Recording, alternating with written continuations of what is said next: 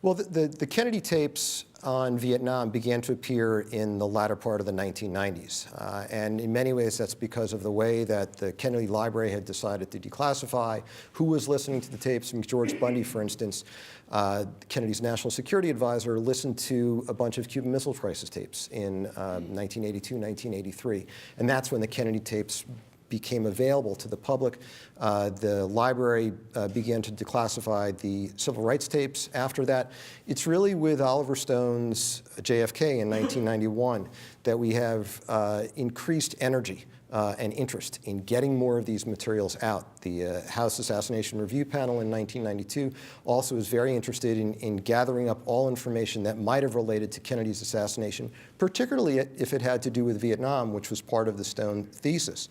5 years later, in 1997, we began to see the first tranche of Kennedy Vietnam tapes.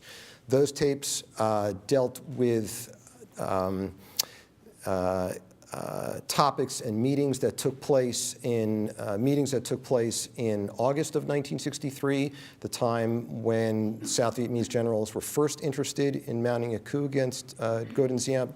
They also involved meetings that took place in October of 1963, when Kennedy had received really high-level reports about Vietnam, and included meetings at the tail end of October when the coup really was going off.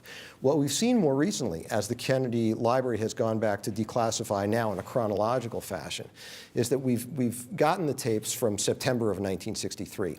And that's the time after the first coup kind of fell apart, and before Kennedy decides to go ahead with a program of pressures that he is going to levy against Diem to try to convince Diem to fight the war better and to regain some political stability. Those tapes are very interesting because he has a chance to talk to the two people he's going to send out to Vietnam on a really high-level mission, Chairman of the Joint Chiefs Maxwell Taylor and Secretary of Defense Bob McNamara.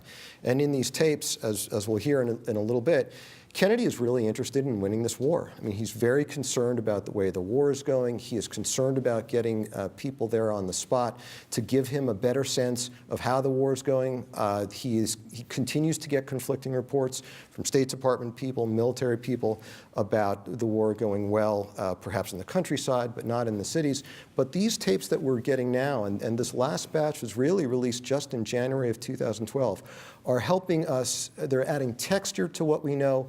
They're adding new knowledge to what we can marshal in our arguments about Kennedy and Vietnam. And they're also helping to dispel some myths about Kennedy and Vietnam. And by the way, just for the record, the tapes as they were released did not bear out the Oliver Stone theory about Kennedy.